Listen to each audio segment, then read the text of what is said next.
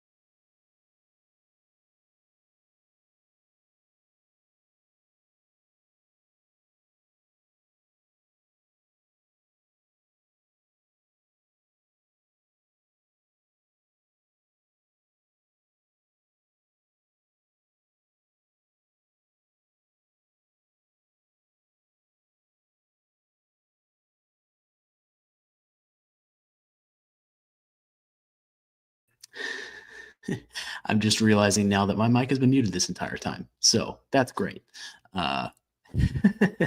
Anyway, what I was talking about was the fact that Peyton Pritchard has pretty much locked up the Sixth Man of the Year race.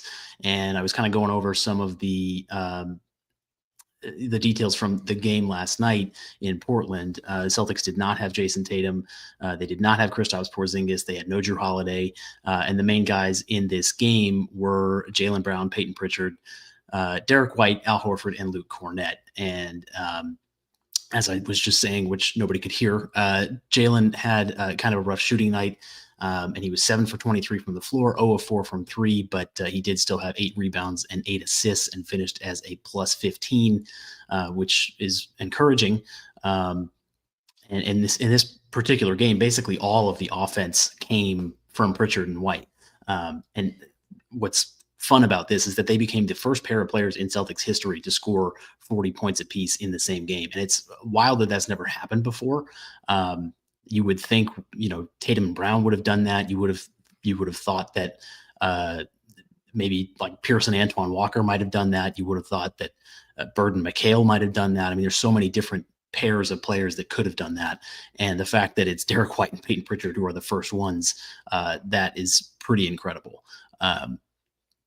And Derek White was awesome in this game. He was 14 of 26 from the floor and 9 of 17 from 3. And yet that still somehow was overshadowed by the fact that Peyton Pritchard hit 10 threes, 10 of 16 from 3-point range, 14 of 20 from the floor, a true shooting percentage of 96.8%, which is absurd. For the amount of shots that he took, 43 points, 10 rebounds, 5 assists. He was just completely unconscious. And one of those threes in particular that he hit was from the right wing in the corner. I think it was in the first quarter. And he's like heavily guarded and just kind of fades away out of bounds. And it just hit nothing but the bottom of the net. And that's just how you knew he was locked in. And he was not going to miss too many shots if he's making them like that. And there's just something so intoxicating about watching an athlete like at the absolute peak of their ability. And that's what this was. I mean, he just couldn't miss. And when he did, it was a complete shock. Right. And I love that for whatever reason they had Mike Tirico calling that game outside of like Gus Johnson or Kevin Harlan or Mike Breen. There's really no one who could have been doing it any better. He had some great calls, especially on the threes. It was really fun to listen to Mike calling that game. But the bigger picture here over the course of the season is that Pritchard, I think, has really solidified the sixth man of the year race for himself. I really think it's pretty much over. And I got some pushback from some Cavs fans and other people on Twitter who were arguing for guys like Ty Jerome or DeAndre Hunter. And I know Malik Beasley is another guy that has been in this race for the Pistons. And I wanted to kind of do a dive into the numbers on this to really kind of confirm what I thought my opinion was on this. And I'll start with Hunter because the betting odds would tell you that he is second in the race behind Pritchard. Hunter does score more points, 18.1 points a game versus 14.4 for Pritchard. So he does have that. But outside of that, a lot of the numbers are very similar.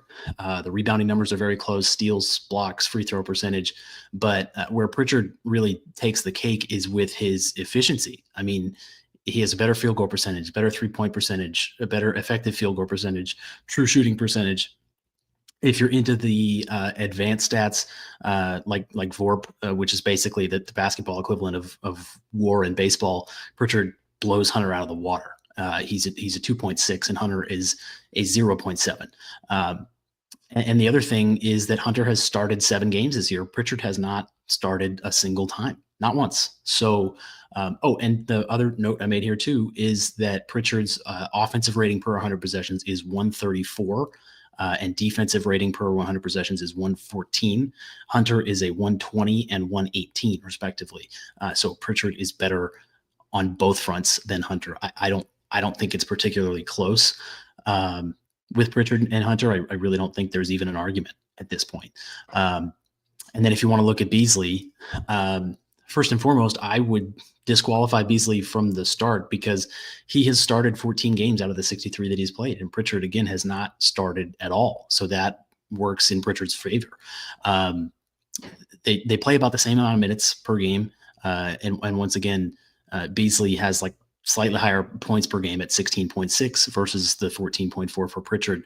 But outside of that, Peyton takes almost every statistical category in the stat head comparison, except for steals, which are virtually identical.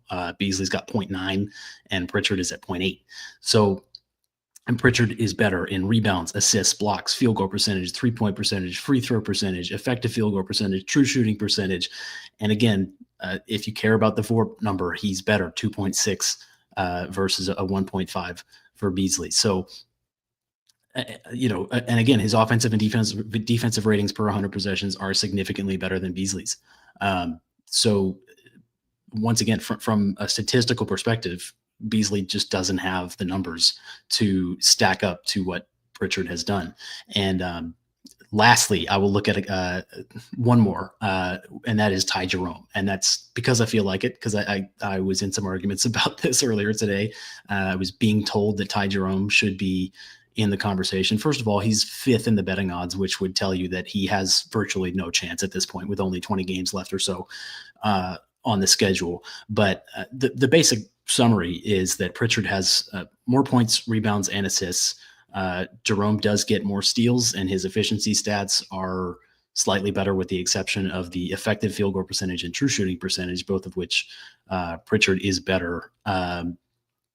So Jerome plays a lot less, and his minutes are lower. But that doesn't make him like better than Pritchard, just because if you project his numbers out over the same number of minutes, they'd be higher. If he was better, he would play more. Jerome plays less than 20 minutes a game on the season. So first of all, he's, I believe, 9th on the list of Cavs who are still on the team in terms of minutes per game, because it would be 10th if it were not for Karis LeVert. So he's not even a 6th man. He's like a 7th, 8th, or 9th man. So he doesn't play enough to win 6th man of the year, in my opinion. And I know Naz Reid is in this chase as well, but I don't really think he has any chance, so I'm not going to bother getting into that. The point of the story here just is that Peyton Pritchard has the 6th man of the year pretty much locked up, barring something really unexpected. And I think it was more or less solidified last night with his performance, the 10 threes, 43 points, 10 rebounds. As a guy his size, like, that's super impressive. And he still added 5 assists on top of all the scoring. He was just unbelievable last night. And the other stat I threw in here that I saw, I think it was Sean Grandy that posted this after the game. Pritchard is now tied for 4th all time in threes off the bench in a season. There are 20 games left. He has 203, and the record is 218, which is currently held by Wayne Ellington, who was in Miami at the time. I think it was 2018 or 19, something like that. Pritchard's going to blow that out of the water. He's going to beat that again, barring something unexpected.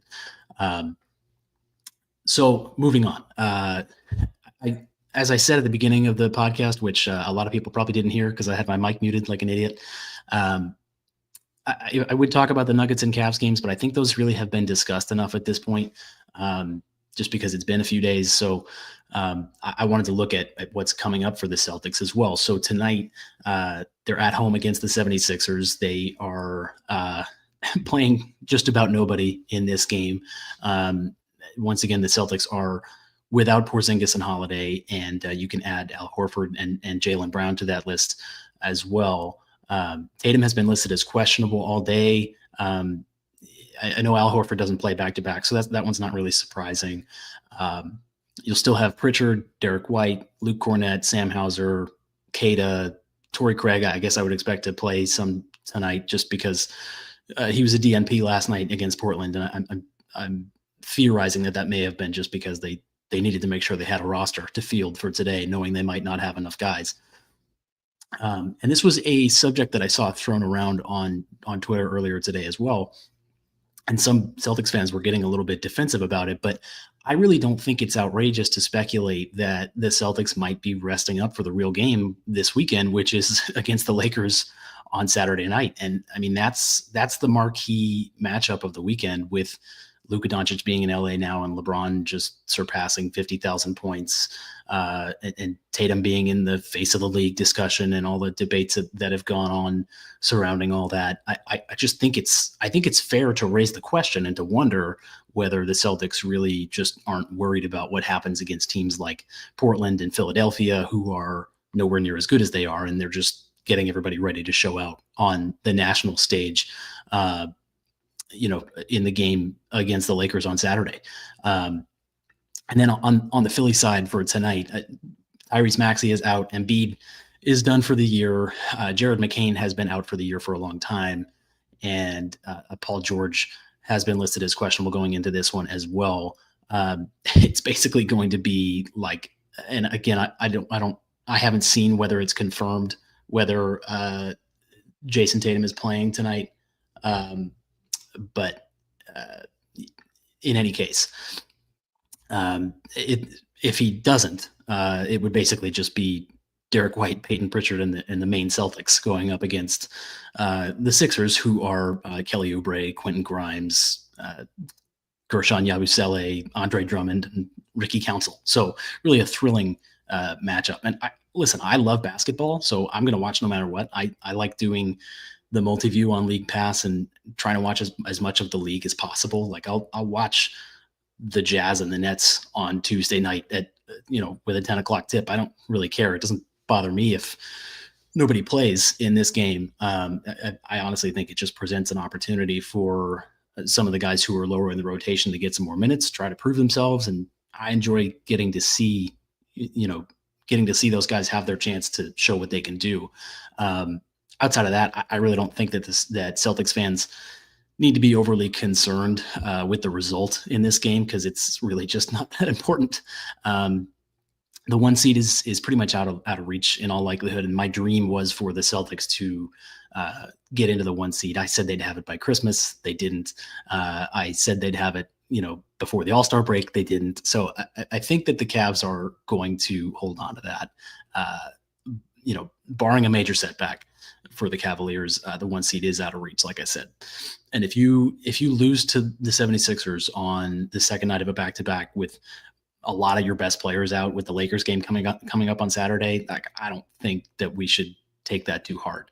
And as far as the standings in the conference go, the Knicks aren't really probably going to catch the Celtics either, with the way things that are going. So no one else is really close enough to threaten for the 2 seed. So I don't think that Celtics fans really need to be worried at all about that. And so speaking of that Lakers game, like, that also is obviously coming up on Saturday. I really can't wait to put that on, because every game recently for the Celtics has just felt super important for whatever reason. Not because the regular season results actually matter, but more just because the level of intensity seems to have gone up since the All-Star break. I really think this might be the most excited I've been leading into a game, days in advance like this. As of today, the Lakers are 8-2 in their last 10. They're not a great road team. Their record is 15-14, but I don't have the numbers in front of me as far as what that looks like since the Luka trade. So that could obviously be different. And the matchups really are just what will be fascinating. The storylines of it all, just the name value in that game alone is insane. You've got LeBron, Luka, Tatum, Jaylen Brown. We'll see if Porzingis and Horford and Drew and those guys can come back. But for that game, what I think is the key for the Celtics is going to be their defense in the paint, because if they can keep the Lakers off the glass and outside the paint, they really don't have enough in terms of the big guys. Jackson Hayes is their number 1 center. Dorian Finney-Smith will play the 4 a little bit. Rui Hachimura hasn't played in a week, so we'll see if he'll be available for Saturday. I'm not sure about that. If the Celtics can win the defensive battle on the inside against the Lakers, and as long as they shoot well enough from 3, I really think they should have enough to win that one. But if the shots aren't falling, the combination of LeBron and Luka is going to be really hard to stop. So I'm curious to see how that goes.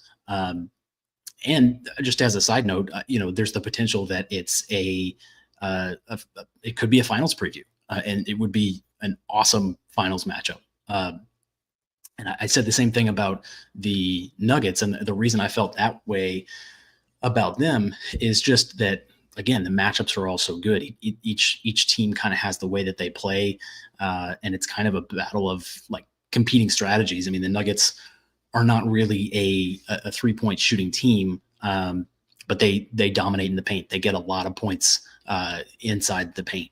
And the Celtics are obviously kind of the opposite of that. Overall, the Celtics are the more talented team, but the way the Nuggets play can be tough to defend. And again, like for the Celtics, if the threes aren't falling, any team can be dangerous. We've seen that over the course of the regular season. Now, over the course of 7 games, you're probably going to see things average out and they'll be who they are. But night to night, you never know what's going to happen. Now, with that said about the Nuggets, they might not get to the finals because, specifically in that game on Sunday, Jokic was hobbling around in that game and he didn't really look like himself. I mean, his numbers turned out to look pretty good, but I didn't think he really looked like himself. And I am somebody who just doesn't also trust Jamal Murray to be consistent enough that they could guarantee themselves a path out of the West. He just sometimes seems to check out and not care. And maybe that's different in the playoffs. I'm not sure, but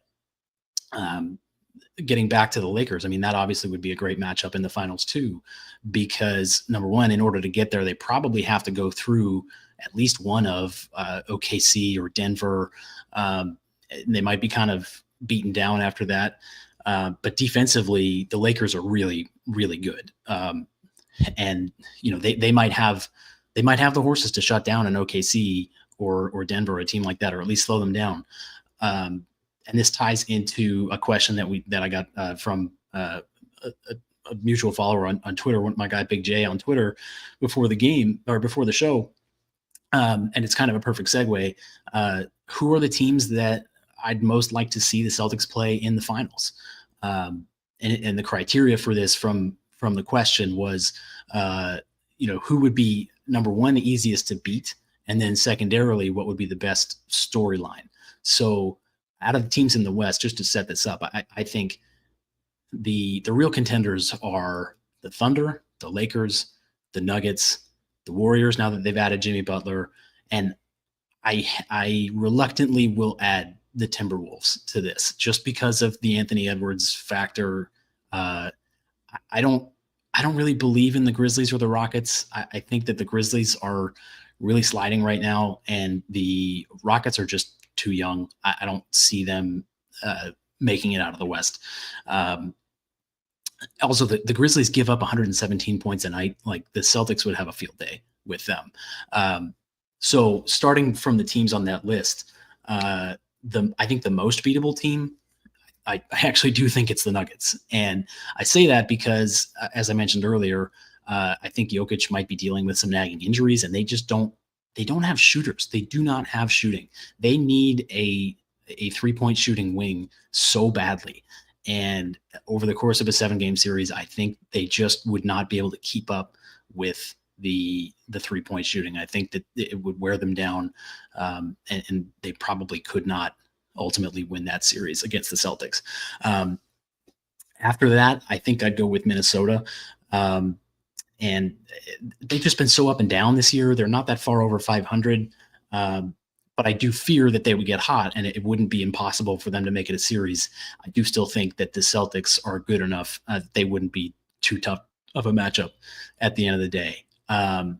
After that, I would go with the Thunder. And I know that sounds insane with some of the other teams that are on that list. But they're so young. Their defense is great. Their offense is also great. But to this point, they're unproven in the playoffs. And Shea is the same age as Tatum, more or less, a little bit younger. Jaylen Williams is only 23. Chet Holmgren is 22.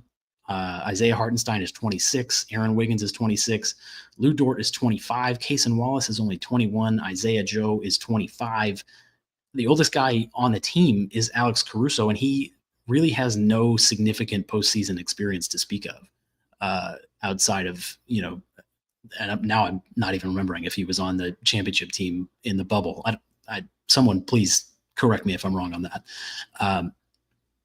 But what they lack is that veteran championship experience. And ultimately that is what usually wins in the NBA. And that's just a fact. The Celtics have Al Horford as kind of the vet in the room.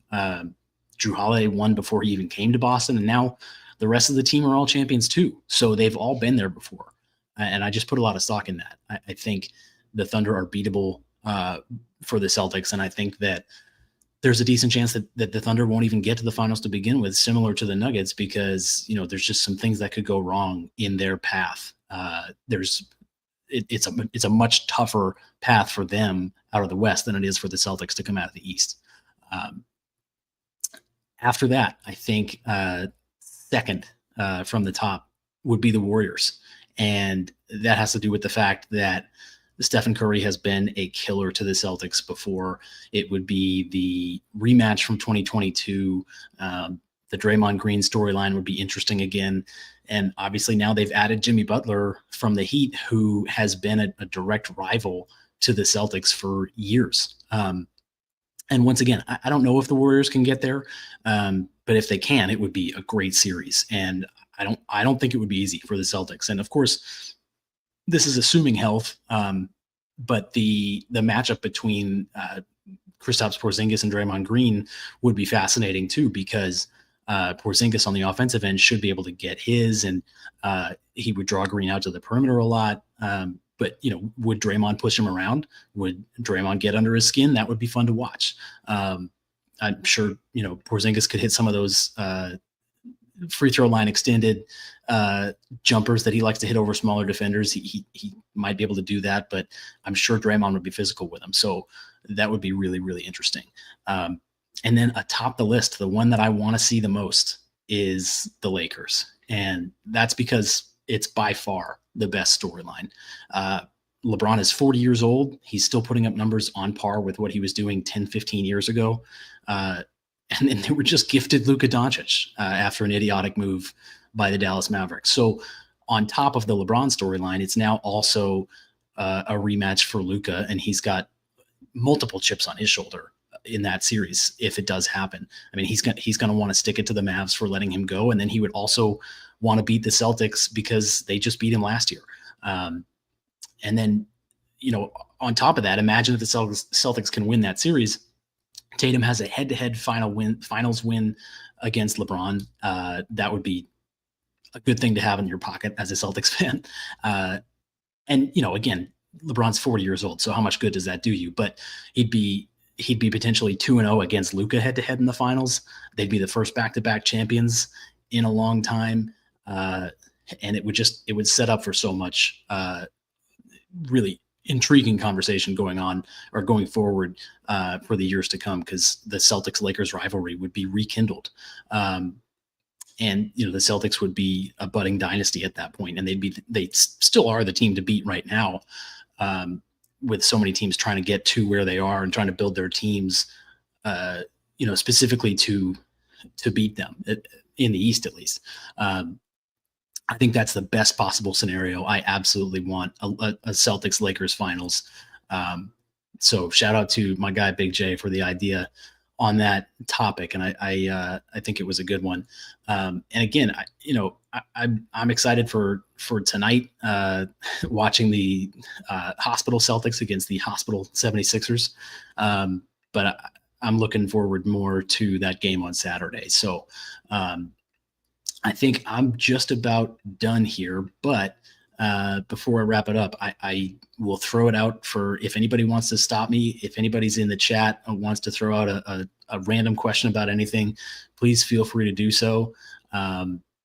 If not, I'll go ahead and just kind of wrap it up like I said. So, and this was a lot of fun. This was my first solo podcast, and of course I screwed it up leaving the mic muted for the first 2 minutes or so. So nobody heard any of my opening, but that was a lot of talking that I just did. And I don't think I've ever talked for that long consecutively in my life. It's about 30 minutes. So for everybody tuning in ahead of this Celtics game tonight, it's about an hour before tip off right now. Just really thank you for making me your pregame show of choice. And of course you might be listening back after the fact as well, which is totally cool. So either way, thanks for hanging out with me, and we will catch you next time. Ends tonight here. It's over. Time to say it again, Boston. Anything's possible. Banner number 18 has been secured. The Celtics are NBA champions.